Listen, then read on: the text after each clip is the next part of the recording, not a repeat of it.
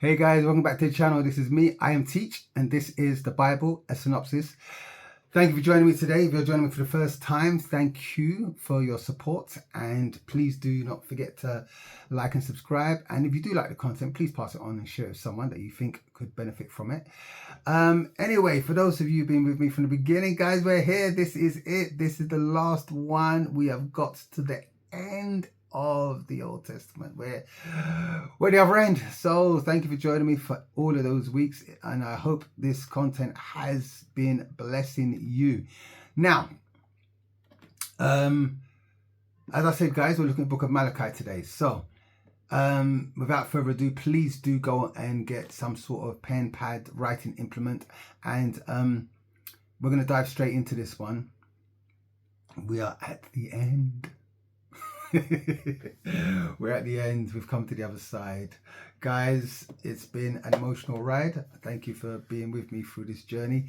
Anyway, so let's look at the book of Malachi. So the book of Malachi is the final book of the minor prophets, and if you don't know what the minor prophets are, go back and look at that content and then come back to this one. If you don't know the difference between the minor prophets and the major prophets by now, guys, you really need to go back to the old stuff. So anyway, this is the final book of the minor prophets, and it is the final book of the Hebrew scriptures. It is the last book of the Old Testament. It is the end. Okay, now, book of Malachi. So the book of Malachi was written in the 5th century BC. Oh, I didn't say this, did I? Let me say it now. Guys, I did say go and get grab a pen, pad, notepad.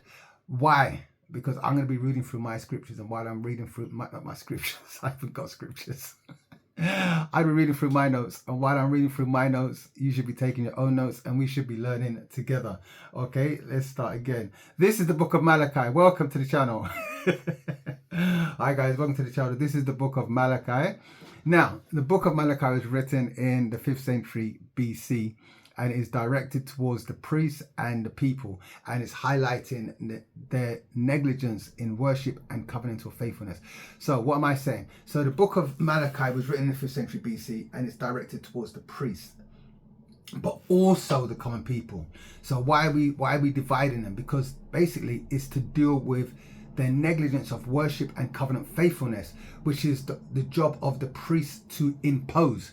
So if the people are not doing it, then the priests are not imposing it, and if the priests are not imposing it, then this is why God is singling them out. But he's saying just because the priests are not imposing it, it doesn't mean that the people should just be doing whatever they want to do.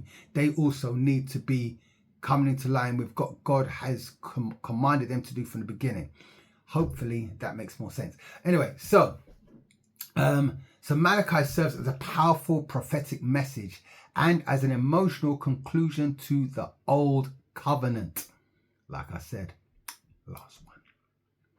Anyway, Malachi is a powerful prophetic message addressing the spiritual and moral decline of the Israelites after their return to Jerusalem from Babylonian exile. The book opens with God expressing his love for Israel, yet the people question if God even loves them because of their sufferings and their hardships. So Malachi boldly confronts them, and both the priests and the people, and in doing so, he reveals to them the disturbing complacency in worship and covenant loyalty.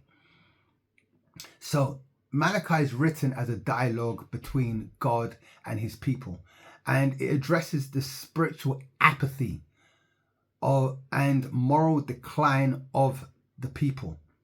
So right from the start, God calls out the Israelites for their lack of reverence, their corrupt priesthood, and the neglect of covenantal obligations. God passionately declares his profound love for Israel, and he challenges the people's doubts as they grapple with hardships and struggles. So the book is structured around a series of disputes where God makes accusations, the people then respond with skepticism, and God provides evidence of their failings. Okay? Because of Israel's doubts, however, God reaffirms his enduring love and commitment to his covenant. Meanwhile, however, Malachi fearlessly calls out the priests and criticizes them for their corrupt practices, their negligence in their duties, for offering blemished sacrifices and failing to honor God, emphasizing the importance of purity and genuine worship and urging them to return to the sincere and true worship of God. It then rebukes the people for their unfaithfulness in marriage, which is plaguing the community, and then urges them to embrace a life of righteousness and integrity. God also condemns the people's offerings, which are substandard and half-hearted. And he condemns their neglect of tithes, and for the priests and the people's unfairness. So basically the priests and the people's unfairness towards the most vulnerable in society. So then we see a compelling future hope, which is then introduced as Malachi then prophesies the arrival of a messenger who will prepare the way of the Lord, signaling a time of both reckoning and redemption, a prophecy likened to that of John the Baptist and the coming of Christ. The book concludes with an inspiring call to remember the law of Moses and highlights the impending day of the Lord, which is a promise of future restoration when God will judge the wicked and vindicate the righteous. And that has been Malachi. So guys, thank you for joining me all the way from the beginning. If you haven't seen all the content, please go back to the beginning and watch it from the beginning, and you'll be inspired as you go through and as you hear God's word and as it quickens you. So thank you. This is Teach out.